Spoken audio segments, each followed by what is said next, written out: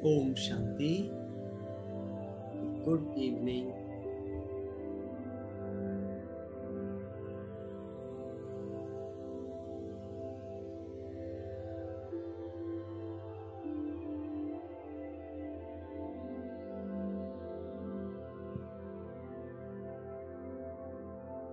सभी अपने अपने वीडियोस ऑन कर लें।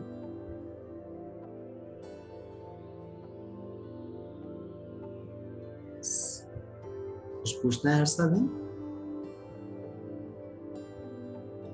जी बताइए।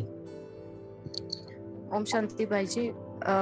मैं ये कह रही थी, जैसे कल अपन बात कर रहे थे बीइंग लव पे, तो आप कुछ और बताने वाले थे, तो उस बीच में फिर क्वेश्चन आ गए थे। तो मैं ये कहना चाह रही थी कि अपन एक बात पे बहुत ज्यादा थोड़ा मुझे डीप में चाहिए कि एक ही पॉइंट अपन मतलब क्लियर मतलब हुआ वैसे कल, मतलब अनुभव तक पहुंची मैं। एक जैसे एक क्या बोलते हैं, एक किरण जैसी तो दिखी मुझे कि जो मैंने जीवन में बहुत कम भले ही पर बीइंग लव वाली फीलिंग सबके लिए जो आप बात कह रहे थे वो की है। तो मतलब अपन मतलब वरना क्या बहुत सारे जैसे फैक्ट्स पे नहीं जाए कि बहुत सारे फैक्ट्स हो जाते तो बुद्धि में भी वो नहीं रह पाते मतलब। और एक ही बात को अपन अगर थोड़ा डेप्थ में और जब तक वो नहीं सेट हो जाए तब तक अगर ले तो शायद ये अच्छा करेंगे लगे। इसको ना। अभी आगे ना क्या होगा, जैसे अभी आप देख रहे हो कि हमने ना नॉलेज की वैल्यू पे बात किया, उसके बाद हमने प्योरिटी की वैल्यू पे बात किया, फिर हमने पीस के 7 स्टेप्स को कनेक्ट किया। 7 स्टेप्स के बाद में फिर हम अभी गॉड के विषय में कनेक्टिविटी लेकर के आए हैं। तो ऐसे जब फोर्थ वैल्यू जब ये लव आएगी तब भी हम इसकी बात और भी डेप्थ तक जाके करेंगे कि लव के एक्शन फॉर्म्स क्या क्या होते हैं। एक्चुअली क्या ना, इस कोर्स को मैं एक ऐसी कनेक्टिविटी में आपको बताना चाहता हूँ जिसमें आप सबको ना अपनी लाइफ एक सीक्वेंस में दिखाई दे कि ये चीजें कैसे इंटरनली कनेक्टेड है, एक फॉर्म से दूसरी फॉर्म। ये एक प्रॉपर एक एजुकेशन है। वरना तो मैं देखो, मैं वैसे भी कर सकता था, गॉड के चैप्टर को बिल्कुल अलग करता, पहले आत्मा का बताता, फिर खाली गॉड का बताता। लेकिन मुझे जो चीज जहां पर एप्रोप्रिएट नजर आ रही है, मेरी कोशिश ये रहती है कि मैं उसको उस सीक्वेंस में चीजों को लेता जाऊं। बाकी फिर भी ये है कि अगर आपके मन में कोई भी सवाल होते हैं किसी चीज से रिलेटेड, मैं इसीलिए क्वेश्चंस का टाइम देता हूं। मैं इसमें कोई जल्दीबाजी नहीं करता हूं कि अगर आप सबके मन में कोई सवाल हैं तो आप अपने सवाल जरूर पूछें, है ना। जैसे अभी बीइंग लव वाली स्थिति है ना, तो इसमें आपको क्या लगता है कि आप क्या और ऐसा जानना चाहते हैं जो आपको लगता है? पहले आपका एंगल जानना चाहता हूँ मैं कि आप किस बात पर प्रकाश डलवाना चाहते हैं। मतलब आपने जो समझाया ना, तो कल मैं उससे एक अनुभव के लेवल तक गई, मैं एक्चुअल में पहुंच पाई। मुझे वो चीज चाहिए। हर जो अपन जो भी सुन रहे हैं ना, वो सिर्फ फैक्ट्स तक, नॉलेज तक ही नहीं रहे और हम उसको रियलिटी में मतलब बिल्कुल बिल्कुल, देख ही पाए बस कि यही ये। पर्पस है मेरा भी यही पर्पस है तो कि ये कल कोर्स वैसा मुझे लगा। तो इसलिए इस कोर्स अभी का तक नाम लेकिन मुझे एक्सपीरियंशियल। थोड़ा क्या बहुत सारी जो नॉलेज है वो याद करने में नहीं लेनी, मतलब मुझे वो कि ये बात है, ये बात है, वो वैसे नहीं। हाँ, उसको मैं समझ गया। लेकिन पता है एक्सपीरियंस क्या करना। होता है, मैं आपको थोड़ी सी दूसरी बात समझाता हूँ। होता क्या है ना, देखिए, टीचर जब भी क्या करेगा वो आपको नॉलेज की अवेयरनेस देगा। मैंने आपको 3 पॉइंट बताए थे, याद आए? एक पॉइंट था अवेयरनेस, दूसरा पॉइंट है रियलाइजेशन, और तीसरा पॉइंट है ट्रांसफॉर्मेशन। एक्चुअली एक्सपीरियंस जो होता है वो सेल्फ का स्टेट ऑफ माइंड होता है। मैं आपको क्या क्रिएट करूंगा? अवेयरनेस मैं आपको क्रिएट करूंगा, या रियलाइज करने का अपना पैटर्न शेयर करूंगा कि हाउ आई गेट रियलाइज्ड। लेकिन आप उसे कितना रियलाइज और एक्सपीरियंस करोगे, that is all up to you. ये आपकी प्रैक्टिस पे डिपेंड करेगा, आपकी अंडरस्टैंडिंग पे डिपेंड करेगा। दैट्स व्हाई मैं क्वेश्चंस की बात करता हूँ कि जो मैं आपके साथ शेयर कर रहा हूँ इन टर्म्स ऑफ नॉलेज, या जो भी मैं आपके साथ शेयर कर रहा हूँ इन टर्म्स ऑफ रियलाइजेशन, है ना, आप उनको पकड़ के आप उसे प्रयोग करके देखो, उसको प्रैक्टिस करके देखो, फिर ये देखो कि वो प्रैक्टिस आपकी कहाँ जाके रुक जाती है। जैसे मैं कल आपको बता रहा था अपनी सिचुएशन को लेके, भाई मैंने आपसे ऐसा क्यों बोला कि मैं 60% पास हुआ लेकिन 40% फेल हुआ। अब कोई मेरे पास थोड़ी कोई पैरामीटर लगा के बैठा हुआ था। मैं अगर आप में से किसी को ना बताऊं तो आप थोड़ी मेरे को, आपको लगेगा यार ठीक है कुछ हुआ, लेकिन फिर भी चीजें, ऐसा नहीं है। देखिए सत्य जो होता है वो सत्य ही रहेगा। मेरा विश्वास किस चीज में, कथनी करनी एक करो, कथनी करनी एक करो, कथनी करनी रहनी एक करो। तो मेरा हमेशा वही पर्पज रहता है। कल मैंने अपने आप को समझने का प्रयास भी किया, जैसे मैं आपको फिर समझा रहा हूँ इस बात को। लाइफ में अचानक, जैसे बाबा एक बात कहते हैं, परमात्मा कहते हैं, जो भी लोग नए भी सुन रहे हैं उनके हिसाब से भी, कि परिस्थितियां कभी सोचो, अभी अगर एक परिस्थिति आ रही है तब हमारी हालत ऐसी हो गई, लेकिन आप ये सोचो कि अगर एक ही टाइम पर 4 जगह से परिस्थिति आ जाए तो सोचो, ऐसा हो जाए कि आपको सॉल्यूशन कहीं से किसी भी परिस्थिति का नजर ना आए तो क्या होगा? What will going to happen? क्या उसे हैंडल करने की ताकत है हमें? हाँ, कल ये भी आपकी बात सुन के तब्दीली आई एक्चुअली, कि सच में हम जिस स्मूथली जा रहे हैं वो भी नहीं, और आ सकते हैं बीच में ट्रांजिशन लोगों के आते ही हैं, आते ही। अब आप अपने भी आएंगे भाई। मैं, अगर आप मुझे इतने समय से सुन रहे हो, आप सब मुझे इसलिए तो सुन रहे हो कि मेरे पास कुछ एक्स्ट्रा है। और सोचो मेरे पास इतना कुछ एक्स्ट्रा होने के बाद अगर मेरे दिमाग के तार हिल सकते हैं, तो मैं सोचता हूँ जिनके पास नहीं है उनके तारों क्या होगा। बिल्कुल वही तो बाबा उसी पे शायद मुरली पे मैं वही कई बार सोचती हूँ कि बोल तो रहे हैं बाबा, लेकिन वो बात लग नहीं रही है, तो वही, लेकिन वो टाइम है। मैं सिर्फ आपको ये बात बताना चाहता हूँ कि मेरे प्यारे भाई बहनों, जितना आसान समझते हो ना आप इस मंजिल को, प्लीज, ये वैसे आसान है समझ में आ जाए तो, लेकिन जब इसको समझने की ही मेहनत है, प्रॉब्लम ना इसको समझने में है, समझने के बाद प्रॉब्लम नहीं है। प्रॉब्लम तब तक की है जब तक कि ये समझ में नहीं आ रही। गॉट माय थिंग, जो मैं बात कर रहा हूँ आपसे, सो अंडरस्टैंड। जी पारो। शांति भाई जी। भाई जी, जैसे बहन जी, अभी दीदी बात कर रहे थे, बहन बात कर रहे थे, मेरे साथ भी यही ऑलमोस्ट इसी से रिलेटेड क्वेश्चन है। जैसे अभी आपने बोला कि बात ये चेक करिए कहाँ पे आके आपकी वो रुक रही है, आपका वो एक्सपीरियंस कहाँ पे रुक रहा है। तो भाई जी अब हमें ये समझ में आ गया, अब जैसे आज आपने जो अमृत वेला करवाया था ना, जो आपने बोला था कि सारे दिन में वो पॉइंट सीखना, आज वो टच वो बहुत अच्छा रहा सारा दिन। वो ना एक अटेंशन चेकिंग और वहाँ पे जैसे एक अनुभव किया। तो अब मेरा भी यही क्वेश्चन है कि अब इसको इम्प्रूव करना है, कि जैसे अभी क्या है कि अभी इसके लिए एक्स्ट्रा अटेंशन के साथ मेहनत करनी अभी मेरा फिर वही कहना है, आप लोग अभी क्वेश्चन कोर्स से रिलेटेड पूछें, स्थिति से रिलेटेड नहीं। ये कोर्स नयों के हिसाब से भी है।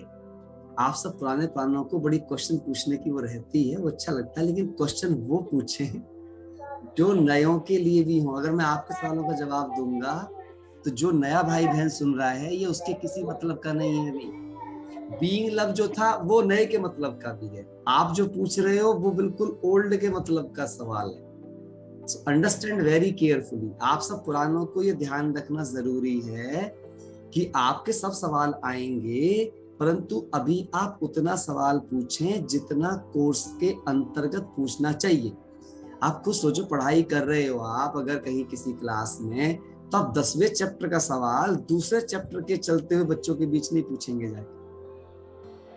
तो भाई जी एक्चुअली ना मेरी प्रैक्टिस काफी मिस हुई, तो मुझे ऐसा लग रहा है कि मेरा बहुत सारा सिलेबस छूट गया है।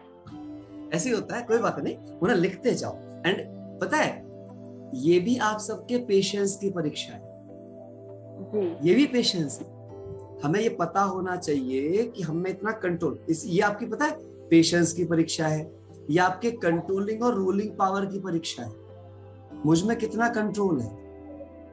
गलत चीजों के लिए कंट्रोल बहुत होता है, लेकिन सही चीज के लिए कंट्रोल करना ये बड़ी बात होती है। देखो मुझ में कोई गुण है, उस गुण की ईगो ना आए, ये बड़ा कंट्रोल है। ये तो है, ये बड़ा कंट्रोल है। तो समझो इस बात को। इसीलिए ये कोर्स नहीं है, मैं फिर बोल रहा हूं सबके सामने, ये कोर्स एक वर्कशॉप है। इसीलिए इसमें आपकी एक तरह से ट्रेनिंग नहीं चल रही है। जैसे अनुभव ने लिखा, अचानक के समय पे इम्प्लीमेंटेशन प्रॉब्लम आती है, वो आएंगी। मेरे पास कोई जादू की छड़ी थोड़ी है कि आपके सिर पे घुमाऊं और अचानक के समय की सब प्रॉब्लम के इम्प्लीमेंटेशन तुरंत नॉलेज के हो जाए। जादूगर नहीं हूं मैं। समझो इसको लेकर के सभी, it is the matter of practice. ये प्रैक्टिस मैं आपके सामने बैठा हूं भाई, आप बिलीव नहीं करोगे मुझे, मैं कभी कभी सोचता हूँ, बाजार में बैठ जाता हूँ, मुझे लगभग हर सवाल का उत्तर आ जाता है।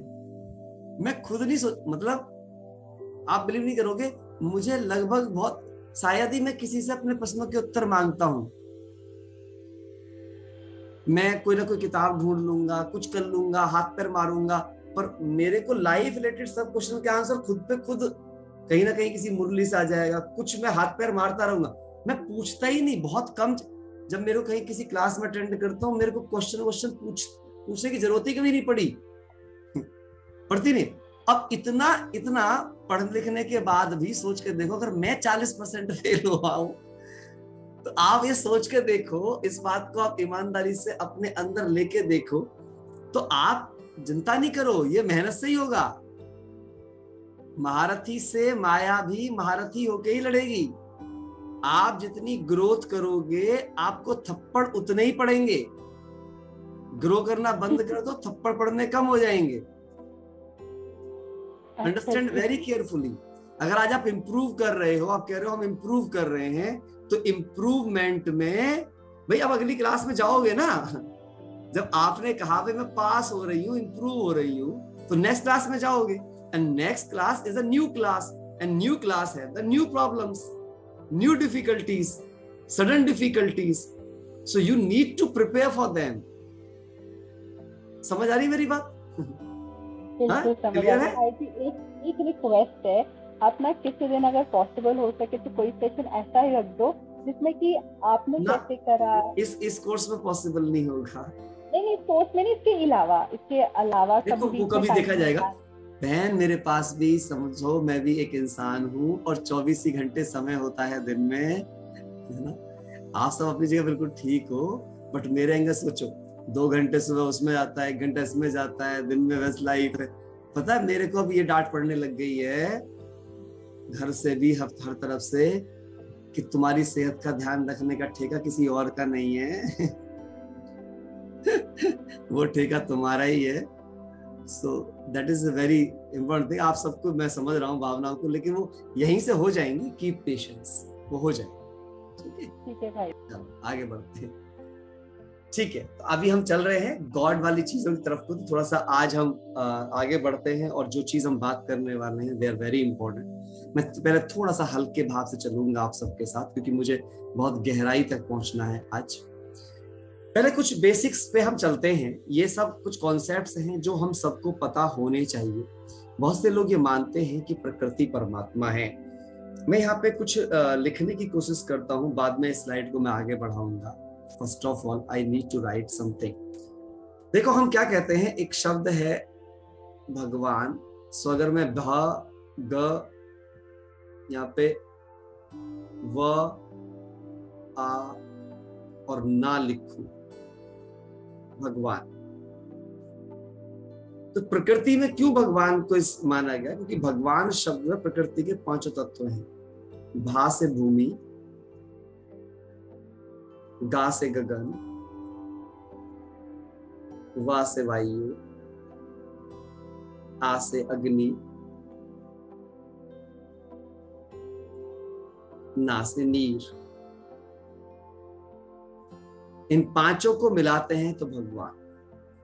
अब दुनिया ने ये मान लिया, क्या इसे हम भगवान कह सकते हैं? अंडरस्टैंड है ना? क्या प्रकृति ही परमात्मा है? तो अगर सोचने वाली बात ये है, क्या परमात्मा में प्रकृति के गुण हैं? तो अगर हम यहाँ पे बहुत ध्यान से देखें इस चीज को,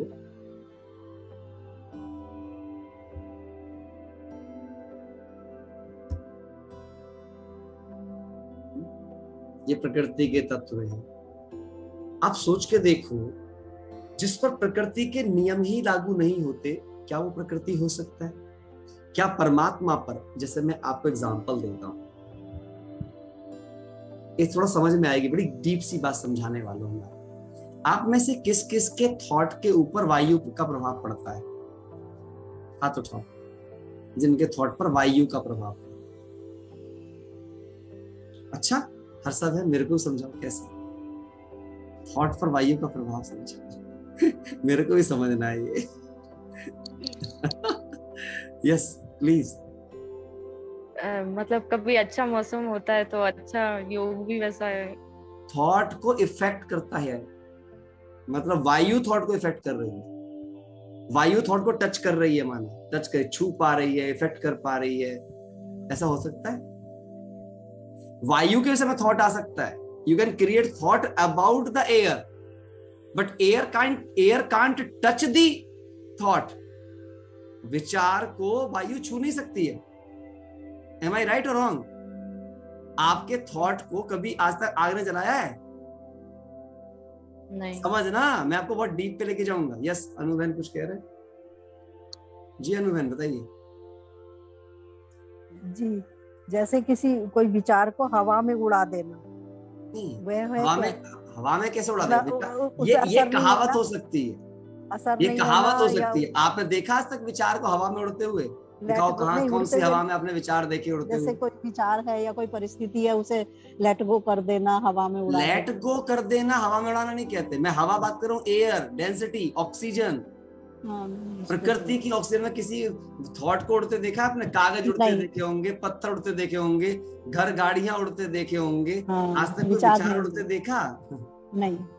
समझो आप मैं जो बात कर रहा हूँ ना, इसीलिए अंडरस्टैंड वेरी केयरफुली, है ना। लॉजिक को समझें, और इसका मैं लॉजिक दूंगा, बहुत गहरे लॉजिक हैं। इसलिए मैं आपको गॉड को भी जो कहते हैं ना लॉजिक का प्रूव नहीं होता, आज मेरी कोशिश ये भी है कि मैं आपको गॉड को लॉजिक में प्रूव कर दूं। सो इसको समझने की कोशिश करें आप सब। धन्यवाद भाई। ठीक है, क्लियर होगी मेरी बात?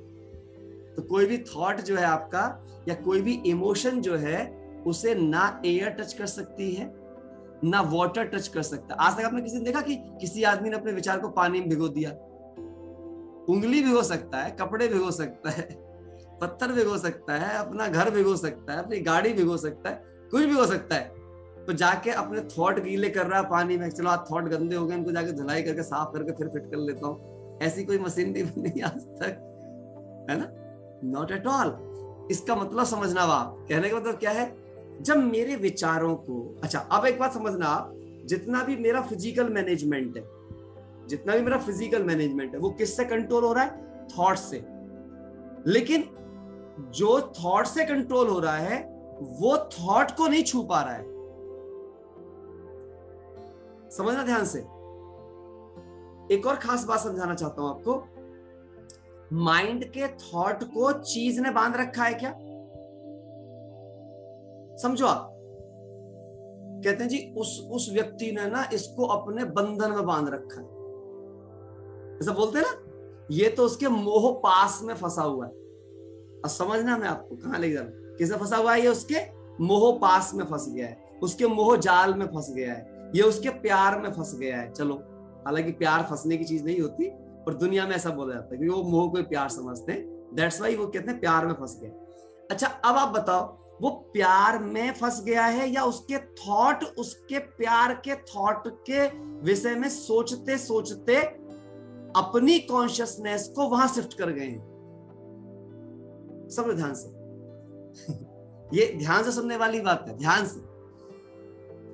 हम कैसे बंधते हैं चीजों से? सपोज करो मैं बार बार किसी पर्टिकुलर चीज में, मेरे माइंड पर किसी पर्टिकुलर चीज का चित्र बन रहा है और मैं उसी के बारे में सोच रहा हूं, तो फिर मैं जहां पर हूं मैं वहां पर नहीं रहूंगा।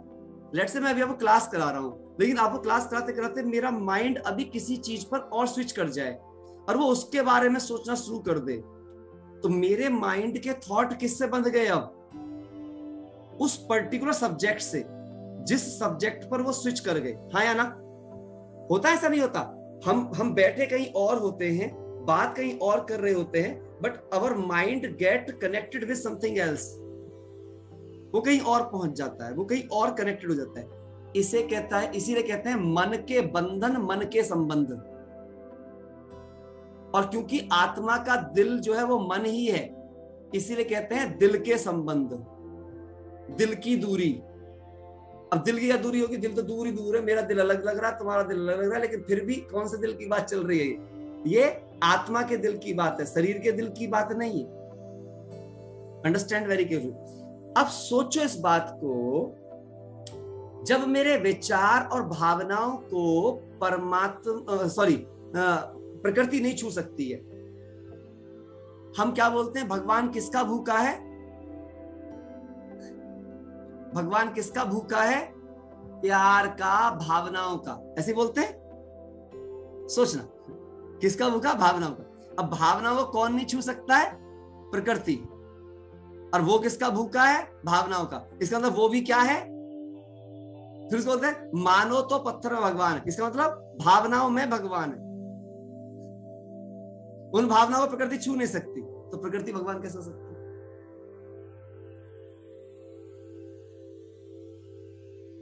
समझ आई ये बात या क्वेश्चन है अभी भी माइंड में? अंडरस्टैंड करो।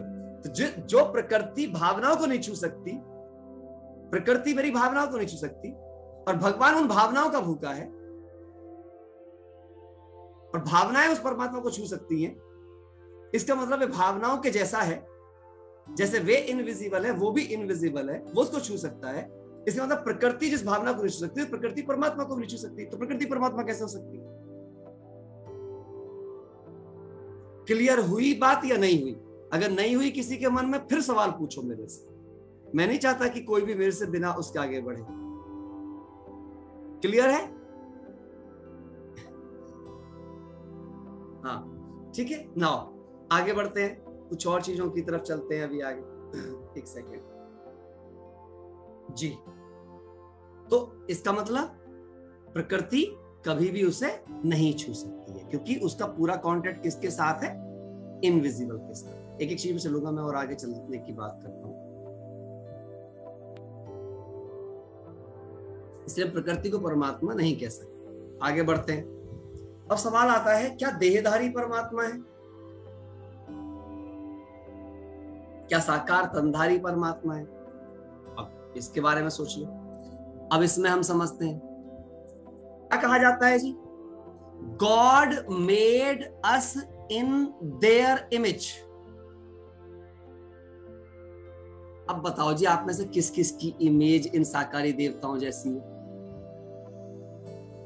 तो बैठा आप में से जिसकी इमेज साकारी देवताओं जैसी लगती, तो सेंटेंस ही गलत हो गया कि God made us in their image. हम में से बताओ कौन कौन, कोई है आप में से जिसकी इमेज जो है राम जैसी, कृष्ण जैसी, सीता जैसी, लक्ष्मी जैसी, किसी की इमेज हो आप में से? है कोई यहाँ महान वाव ऐसा बैठा हो? है ना? Not at. तो अब ये बात तो यही गलत साबित हो जाती है कि भाई उसकी जैसी इमेज तो है नहीं। तो साकार तनधारी अगर परमात्मा है तो सबके सब उनके made us all in their image. Understand करना, God made us all in their image. क्या सब राम जैसे हैं? क्या सब सीताएं जैसी हैं? क्या सब कृष्ण जैसे हैं? क्या सब राधे जैसी हैं? क्या सब? इसका मतलब तो गड़बड़ हो गया फिर। या तो ये सेंटेंस गलत है, और या तो फिर ये बात गलत है कि कोई साकारी तनधारी परमात्मा हो सकता है। फिर क्या बोलते हैं? परमात्मा नस और नाड़ी के बंधन से न्यारा है। नस और नाड़ी किस में होती हैं? शरीर में, आत्मा में? शरीर में होती है। फिर क्या बोलते हैं? कि वो अजन्मा है, अभोगता है, अकर्ता है। अगर उसका जन्म नहीं है, भोगनाएं नहीं है, तो मुझे बताओ जी, राम के बारे में क्या आप ये शब्द बोल सकते हो कि उसका जन्म नहीं है, उसकी भोगनाएं नहीं है? अब वो बाद की बात है। अभी आप फिर वही ज्ञानी बन जाते हैं सब। मैं क्या बोल रहा हूं और पहले समझ क्या रहे हैं, पहले पूरी बात समझे सब। कुछ भी टाइप करने से पहले मैं फिर बोलूंगा, कीप पेशेंस। पूरी बात सुने, कम्युनिकेशन गड़बड़ हो जाएगा नहीं तो आपका। इसलिए सुनो ज्यादा, कुछ भी परफॉर्म करने की जल्दी मत करो। अंडरस्टैंड? अपने पास लिखते रहो, जब मैं कहूं तब मुझे बताओ, क्योंकि मुझे पता है कि आप सब बहुत विद्वान हैं सभी। मैं बिल्कुल इस बात में कोई शक नहीं है मुझे। I am talking with the most intelligent people on this planet, है ना, जिन्हें भगवान ने बड़ी मुश्किलों से चुना है ना। उसने खोज खोज के ढूंढा है आपको। आप सब उसके बड़े ही सिकिलदे लाल हो, लेकिन अभी लाल नीले मत पड़ो थोड़े लाल लाल ही रहो, है ना। समझो चीजों को जो मैं बोल रहा हूँ। नहीं, मेरा पता है क्या होता है, मेरा स्विच गड़बड़ा जाता है। फिर मुझे लगता है मैं किस किस का पढ़ूं, 4-5 में से आते हैं उतनी देर के अंदर अंदर, और कुछ कुछ लिख रहे होते हैं, अब दिमाग बढ़ जाता है वो करते करते। मैंने पहले ही बोला अभी कुछ भी टाइप मत करो, जो टाइप करने का मन है अपनी डायरी में अपना मैसेज लिख लो, बाद में मैं आपको मौका दे दूंगा, आप हाथ उठा लेना, मुझे सब कुछ बता देना। देखो ये कोर्स को मैं बड़ी तसल्ली से करा रहा हूँ आपको, आपकी हर चीज की वो करने के लिए, पर जल्दी मत करो, ठीक है। सो अंडरस्टैंड करने की बात ये है यहाँ पे, तो हमारे पास में क्या चीज नहीं है, हम साकारी तनधारी को इसलिए परमात्मा नहीं कह सकते क्योंकि वहां पे ऑटोमेटिकली कई सारे कॉन्ट्राडिक्शन परमात्मा के व्यक्तित्व के विषय में आ जाएंगे। पहली बात यही आ जाएगा, हम क्या बोलते हैं, हिंदू मुस्लिम सिख ईसाई आपस में भाई भाई, अब हम भाई भाई, तो फिर क्या जिसको मैं परमात्मा कह सकता हूँ साकारी तनधारी में, चाहे फिर वो राम हो, चाहे फिर वो कृष्ण हो, चाहे वो सीता हो, दुर्गा हो, शंकर हो, व्हाटएवर, जिनको भी आप चाहें कहें, बट फिर हर धर्म की आत्मा को उन्हें परमात्मा मानना चाहिए। बट क्या सब कोई परमात्मा मानेंगे? Not at all. फिर दूसरी बात ये आ गई कि शरीर तो प्रकृति के तत्वों से बना हुआ होता है, तो जो परमात्मा प्रकृति के बंधन में नहीं आता, तो प्राकृतिक स्वरूप को वो परमात्मा का स्वरूप कैसे कह सकता है? हाँ या ना? जो प्रकृति के बंधन में नहीं आता, वो किसी भी प्राकृतिक स्वरूप को परमात्मा का नाम कैसे दे सकता है? दे सकता है? नहीं। जिसे हर धर्म नहीं मान सकता, उसे परमात्मा का स्वरूप कैसे कहा जा सकता है? So understand very carefully. मैं एक एक चीज पे जाऊंगा, अभी बहुत सारी डेप्थ है इन सब के अंदर। तो साकार तनधारी को परमात्मा, अब यहाँ पे खुद देख लो आप, है ना, जब रामेश्वरम में आपने देखा तो राम ने किसकी पूजा की है? शिवलिंग की पूजा की है, ठीक। राम की पूजा कौन कर रहे हैं? हनुमान। अब कुछ लोग हनुमान की पूजा कर रहे हैं, जो उनके संत महात्मा है, फिर कोई तो उन संत महात्माओं के चरण पकड़ रहे हैं जी भगवान के रूप में। तो अब आप बताओ, भगवान एक होगा या अनेक होंगे? एक तरफ बोलते हैं भगवान एक है, फिर क्या बोलेंगे? हनुमान जी भगवान है, रामचंद्र जी भगवान है, लक्ष्मण जी भगवान है, सीता भगवान है। अरे भाई अब सारे ही भगवान है, तो फिर भगवान एक कौन सा है? वो एक के बारे में कौन सी बात चल रही है? तो फिर क्या बोलते हैं? नहीं जी, मानो तो पत्थर में भगवान है। मानो तो का क्या मतलब है भाई? क्या हम में पत्थर वाले भगवान वाले ही कोई बात है?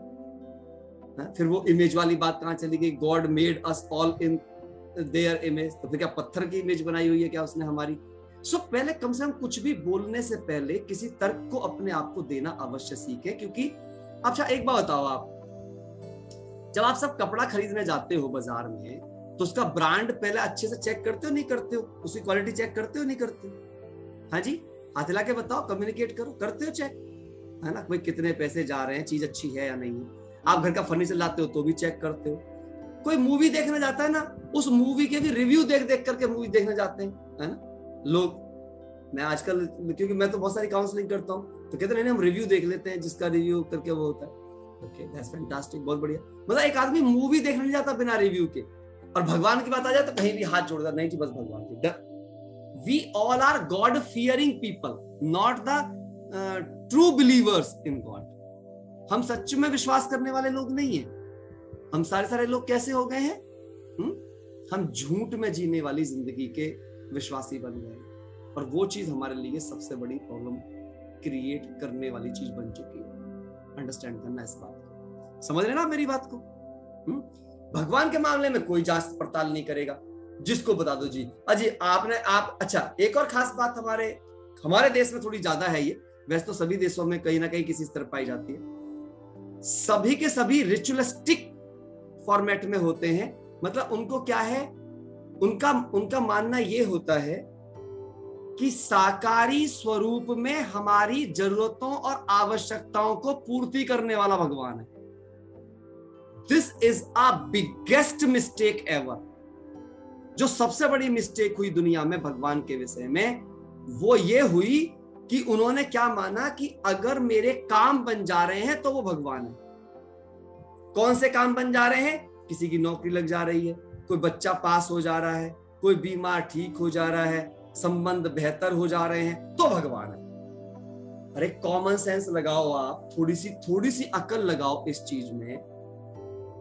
कोई भी इंसान दुनिया में, ध्यान से समझना, अब मैं आपको ऐसे समझाता हूं, इसको थोड़ा दूसरे एंगल से लेके जाता हूं।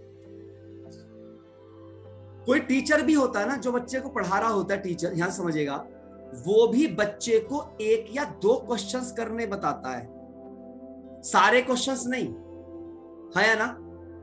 लेकिन हम तो लोग क्या बोलते हैं, हर काम से पहले अरे भगवान का नाम ले लो, हर काम से पहले आप बताओ इससे आपका आत्मविश्वास कैसे बढ़ जाएगा यदि कोई दूसरा सदाई आपके साथ में खड़ा होकर के लगा हुआ है तो सोचो इस बात को।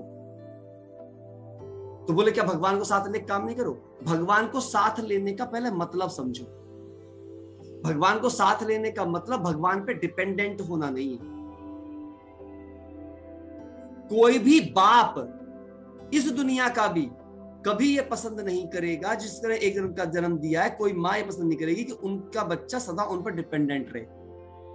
बताओ कौन से माँ बाप हैं जो पसंद करते हैं? मेरे को आप एग्जांपल के तौर बताओ, पसंद करते हैं आप सब कि आपके बच्चे आप पे सदा जिंदगी भर डिपेंडेंट रहे और आप ही उन्हें खिलाते पिलाते हैं? आप प्रैक्टिकली सोचो, एक ह्यूमन बीइंग, एक सोल ये पसंद नहीं कर पा रही है, क्या गॉड ऐसा काम करेगा कि उस पे सब डिपेंडेंट रहे?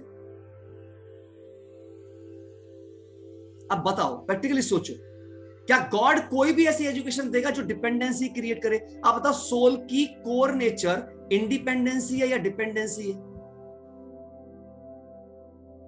हाँ, कोसी बहन क्या कहेंगे? कोर नेचर क्या है? इंडिपेंडेंट, इंडिपेंडेंसी है ना। अब आप बताओ, तो क्या कोई भी पिता उसकी नेचुरल नेचर को डिस्टर्ब करेगा? अच्छा, कोई भी माता पिता अपने बच्चे की नेचुरल नेचर को डिस्टर्ब करने में खुश होंगे क्या? क्या उसका सेल्फ एस्टीम तोड़ने में खुश होंगे क्या? तो भगवान जो सारे गुणों का सागर है, वो अपने किसी भी बच्चे की नेचुरल नेचर को क्यों डिस्टर्ब करेगा भाई? उसकी नेचुरल नेचर इंडिपेंडेंसी है, तो वो उसे आजादी के गुण सिखाएगा या निर्भरता के गुण सिखाएगा? सोचो आप प्रैक्टिकल बात को लेकर के। ये हमें कुछ बातों को अंडरस्टैंड करना बहुत जरूरी होता है कि गॉड कभी भी ऐसी कोई चीज नहीं करते जिससे कि हम उनके ऊपर क्या करते रहें। हाँ, वो डिपेंडेंसी किस रूप में कहते हैं कि उन पर डिपेंडेंसी हो? वो एक ही रूप में कहते हैं कि जब भी जीवन में कोई काम करने चलो तो मेरे द्वारा सिखाई मर्यादाओं को याद रखना, मैं उसी रूप में तुम्हारे साथ रहूंगा।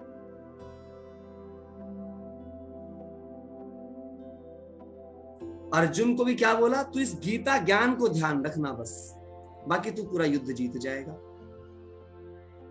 तो हम भी तो कर्म क्षेत्र पर हैं, इसे ही कुरुक्षेत्र कहते हैं। तो हमें क्या याद रखना है? शिक्षा याद रखनी है हमारे कर्मों में। आप सोचो, अगर कोई दूसरा व्यक्ति सदा ही मुझे साथ देता रहे, मुझे ना करने दे, मेरे सारे काम करे, मैं कभी अपना काम करना सीखूंगा? तो आप सोचो, जब दुनिया के टीचर, दुनिया के गुरु, दुनिया के माता पिता ये काम नहीं करते, तो जो सबका माता पिता है, जो सबसे ऊंचा है, वो मुझे क्या ऐसा बनाएगा? और अगर ऐसा बनाएगा, अगली बात सोचो, हम क्या बोलते हैं? चलो दुनिया के हिसाब से बात कर रहा हूं, क्या बोलते हैं? पूज्य सो पुजारी, पुजारी सो पूज्य। चलो मैं अभी पुजारी हूं और मुझे पूज्य बनना है। पूज्य बनना माना रिस्पेक्टफुल फॉर ऑल, सबके लिए इज्जत का पात्र। अब आप बताओ, जो खुद सब पे डिपेंडेंट हो, क्या वो सबकी इज्जत का पात्र बन सकता है? पदम भाई, बन सकता है? अगर क्या आप किसी ऐसे आदमी की इज्जत करोगे जो सदा दूसरे पे निर्भरी जिंदगी जीता हो? आप लोग किसकी इज्जत करते हो? जो अपने दम पर अपनी जिंदगी जीता हो, हाँ या ना? कहते हैं जी ये है सेल्फ मेड मैन। तो जब दुनिया में ऐसे सेल्फ मेड मैन की रिस्पेक्ट की जाती है, तो आप बताओ भगवान आपको डिपेंडेंट मैन क्यों बनाएगा? समझ रहे हैं आप मेरी बात या नहीं समझ रहे हैं? मैं आपको उन वैल्यूज तक लेके जाने की कोशिश कर रहा हूं जिससे आपको समझ में आए कि भगवान क्या वर्किंग करते हैं और क्या वर्किंग नहीं करते हैं। Understand very carefully. ठीक है जी? ठीक है, चलिए और आगे बढ़ते हैं। इससे यह क्लियर होगा कि साकारी कोई भी परमात्मा नहीं हो सकता। क्यों नहीं हो सकता? जैसे ही साकार बॉडी आ गई, वो किसी की भी हो और कितनी भी ताकतवर हो, उसकी लिमिटेशन है, हाँ या ना? आप बताओ, कोई भी साकारी जो बॉडी होगी उसकी लिमिटेशन होगी या नहीं होगी? क्या कहेंगे उषा जी, लिमिटेशन होगी या नहीं होगी? अनम्यूट करिए। limitations definitely is there. अब जैसे मैं आपसे बात करूं, मैं यहाँ बैठा हूं, आप वहां बैठे हो, मैं अपने हाथ से आप में से किसी को भी छू सकता हूं क्या? नहीं। लेकिन मैं मन से किसी को भी छू सकता हूं, कोई भी मुझे मन से छू सकता है। समझ आ रही है मेरी बात? Yes, yes, definitely. और एक बात देखो आप, जो मेरी फील होती है, जो मेरी फील होती है वो मेरे मन से होती है। मेरी खुशी किससे द्वारा आती है? मेरे हाथ के पहुंचने से आती है या मेरे मन के पहुंचने से आती है? मेरी भावनाओं के पहुंचने से आती है। दुख मेरे मन के पहुंचने से आता है, मेरे हाथों के पहुंचने से या मेरे शरीर के पहुंचने से आता है? अंडरस्टैंड करें इस बात को। सारा खेल किसका है? वाका है। तो मुझे किस चीज को समझना ज्यादा जरूरी है? तो कभी भी, अच्छा अब मैं ये समझना जरूरी है कि बॉडी कितनी भी ताकतवर क्यों ना हो जाए, आप गामा पहलवान को ले आओ, वो भी क्या अपना हाथ कहीं दूर पहुंचा सकता है क्या? बिल्कुल नहीं। क्या वो भी अपनी आंखों से दीवार के पार का देख सकता है क्या? इन सारे सेंस ऑर्गन्स की एक लिमिटेशन है। अब बताइए, क्या भगवान को आप लिमिटेड बना सकते हो? क्या आप किसी भी एनर्जी को लिमिटेड बना सकते हो? नहीं। समझिए इस बात को। एक चीज मैं आपको बोलना चाहती हूँ जी। तो भगवत गीता में एक चीज लिखा हुआ है, Hindi is not perfect but still I want to talk to in Hindi. इसमें जो आप बोल रहे हैं ना, हम जो कृष्ण भगवान जो भी है, जो उनको हमारे जैसे ही स्टेजेस है, जो बच्चा teenage 40 years 60 years all the stages they are also going through, so इसलिए वो परमात्मा कभी नहीं हो सकते।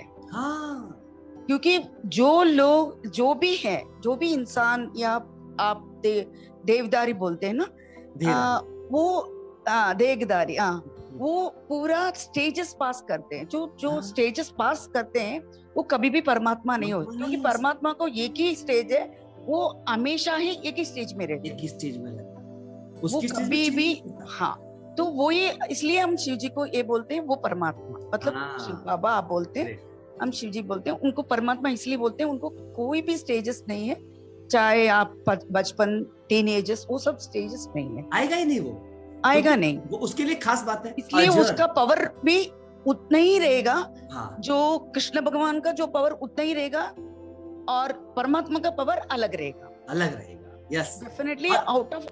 हाँ, उसे क्या कहते हैं? अजर। क्या बोलते हैं उसको? अजर। अजर मतलब जो बूढ़ा ना हो, अमर मतलब जो कभी मरे ना, मैं समझ गया, उषा जी समझ गया। आगे अजर, उसके बाद फिर अमर, और फिर उसके बाद अविनाशी।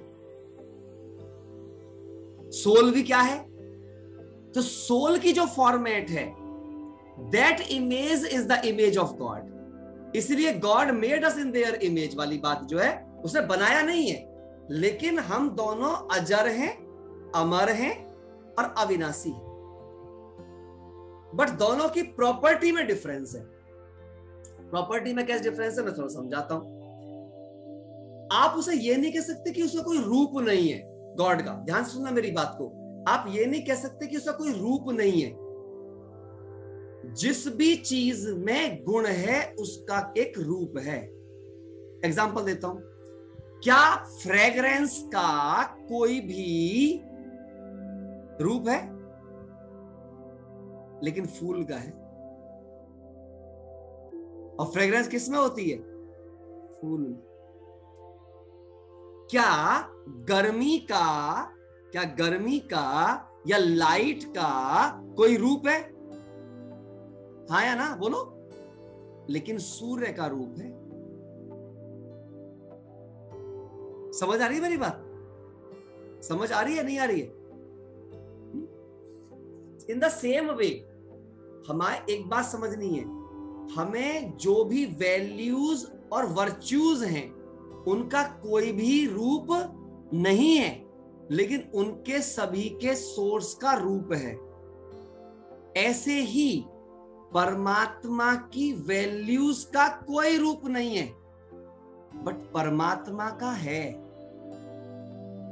और वो कैसा रूप है? जैसा आत्मा का रूप है।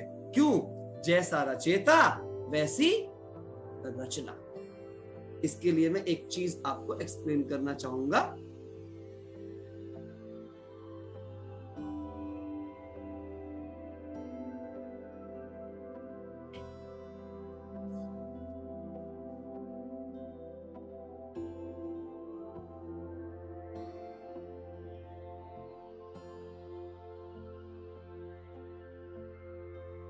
हालांकि मैंने ये चित्र पहले भी थोड़ा एक्सप्लेन किया है, बट अब इसका रेलेवेंस थोड़ा ज्यादा आ रहा है, तो मैं यहाँ भी कर देता हूँ आपको। इमेज क्लियर है? दिख रहा है आपको? सबको स्क्रीन दिख रही है? पीपीटी दिख रहा है? हाँ या ना? दिख रहा है? हाथ तो हिला के बताइए सब। ओके, चलिए। जैसे एप्पल सीड, मैं पहले बता चुका हूं इसको, दोबारा फिर बता रहा हूं। एप्पल सीड से क्या आ रहा है? एप्पल्स आ रहे हैं आपके पास। एप्पल प्लांट, एप्पल आपको मिल गया, एप्पल ट्री मिल गया। ऐसे आपके पास है बनाना सीड है, तो उसका बनाना का प्लांट आएगा, बनाना मिलेंगे आपको, बनाना ट्री बन गया। ऐसी चाइल्ड और पेरेंट की कहानी है। अगर गाय का बच्चा है तो उससे क्या आएगी? गाय, गाय गाय उसकी माता कहलाएगी। अगर आपका सा इंसान सन हो गया आपका बच्चा, वो बिल्कुल सूरत सका सूरत प्राप्त ऐसा होगा। जैसा चाइल्ड वैसा पेरेंट के हिसाब से। तो जब आत्मा ऐसी है तो उसका पिता परमात्मा कैसा होगा? परमात्मा भी ज्योति बिंदु होगा। That's very important. जैसे मैं इस वाले चित्र को पहले बता चुका हूं, फिर से बता रहा हूं क्योंकि काफी कुछ नए भी हो सकते हैं उसमें। कि हमने एक चीज देखी थी कि भगवान के विषय में इतने कंफ्यूजन क्यों है? क्योंकि भगवान के वैल्यूज को लोगों ने फील किया, और लोग क्या थे? अज्ञानता के अंधे थे। कहते हैं इसकी आंखों पे तो अज्ञानता का पर्दा चढ़ गया है। ऐसे ही हम सबकी आंखों पे अज्ञानता का पर्दा पड़ गया।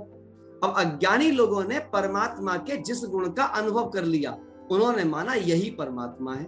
जैसे 6 अंधों को हाथी मिला। अब अंधों ने जब हाथी को छुआ तो क्या हुआ? जिसने सूंड को छुआ उसको लगा सांप है, जिसने कानों को छुआ उसको लगा छाछ है, जिसने दांतों को छुआ उसको लगा ये भाला है, जिसने क्या किया उसके पैर छुए उसको लगा पेड़ है, जिसने उसके पेट को छुआ उसको लगा दीवार है, और जिसने उसकी पूंछ को छुआ उसको लगा रस्सी है। लेकिन क्या सचमुच में ये सब मिलकर भी हाथी बन सकता है? आप बताओ, जो इन सबको लगा, क्या इन सबको मिला करके भी हाथी कहलाएगा क्या? ओरिजिनली वो हाथी है, लेकिन क्या ये सबको मिलकर? कोई कह रहा है हाथी कैसा है, कोई बोल रहा है हाथी जो है वो ट्रंक जो उसने पकड़ा तो उसको किस तरह लग रहा है हमारे पास में, किसी को पैर पकड़ रहा है उसको कैसा लग रहा है ना? जो सूंड पकड़ रहा है उसको सांप जैसा लग रहा है, जो कान पकड़ रहा है क्या हाथी जो छाछ जैसा है, कोई पेट पकड़ रहा है हाथी जो दीवार जैसा है, कोई पैर पकड़ रहा है तो क्या बोल रहा है हाथी जो है वो पेड़ जैसा है, कोई पूंछ पकड़ रहा है हाथी रस्सी जैसा है। पर क्या हाथी ऐसा है? हाथी तो इस सबसे बिल्कुल अलग है। ऐसे ही दुनिया के सब मनुष्यों की हालत हो गई। उन सब ने अपने अपने हिसाब से भगवान के जिस हिस्से को फील कर लिया, उन्होंने भगवान को वही कहना शुरू कर दिया। एवरीबडी, हर किसी ने भगवान को उसी फॉर्मेट में कहना स्टार्ट कर दिया, और यही से सारी प्रॉब्लम का क्या हुआ? शुरुआत हुई। यही से सारी प्रॉब्लम की शुरुआत हुई। उन कंफ्यूजन्स में फिर क्या किया? जो ज्यादा कन्विंस कर पाया। अब यहाँ पे एक सबसे बड़ी प्रॉब्लम क्या आई? सपोज करो मान लिया हम 6 लोग हैं, 6 लोगों में से अपनी मान्यता से जो जितना ज्यादा, ध्यान से सुनना पूरा सेंटेंस, अपनी मान्यता से जो जितना ज्यादा कन्विंस हुआ, जितना इंटेलिजेंट था, जितने उसके लिए लॉजिक इकट्ठा कर पाया, उसने उतने समाज को इन्फ्लुएंस करके, उसी से प्रभावित करके उसी को भगवान सिद्ध कर दिया। इसलिए मल्टीपल भगवान हो गए। और जबकि हम क्या कह रहे थे? भगवान एक है, लेकिन हम चक्कर में किस में आ गए? मल्टीपल भगवान के चक्कर में आ गए। और इसीलिए पूरी दुनिया इस कंफ्यूजन में किसी बात को भी समझने में क्या हो गई? असफल हो गई, रियलिटी से दूर होती चली गई। समझ आ रही मेरी बात?